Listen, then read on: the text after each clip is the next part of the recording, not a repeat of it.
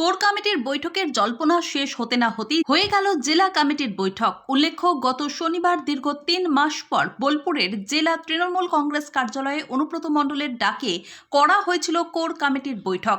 আর অনুব্রত মণ্ডলের ডাকা বৈঠকেই হাজির ছিলেন তিনি, যা নিয়ে জোর জল্পনা সৃষ্টি হয়েছিল জেলার রাজনৈতিক মহলে।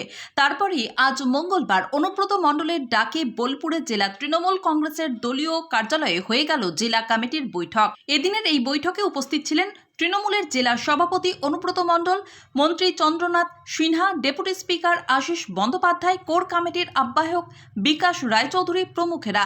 এদিন অনুব্রত মণ্ডলের ডাকা জেলা কমিটির বৈঠকে জেলার সমস্ত নেতাদের উপস্থিত থাকতে দেখা গেলেও এই বৈঠকে অনুপস্থিত থাকতে দেখা গিয়েছে জেলা পরিষদের সভাধিপতি কাজল শেখকে।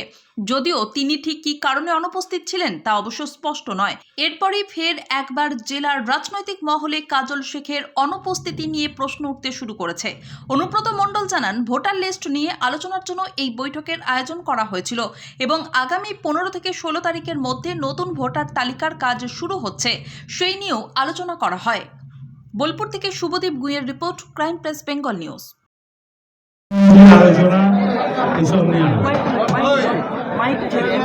ভোটার লিস্টে আলোচনা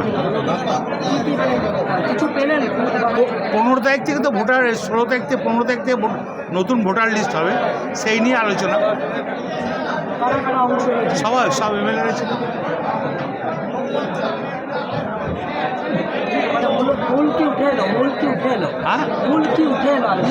যা বলার ব্লক প্রেসিডেন্টরা ছিল, ব্লক প্রেসিডেন্টরা যা বলার বললো, অঞ্চল প্রেসিডেন্টরা ছিল, নতুন কমিটি যেটা করেছিলাম সেই কমিটির লোকরা ছিল, ঠিক আছে। সব পরবর্তী কোনো কর্মসূচি?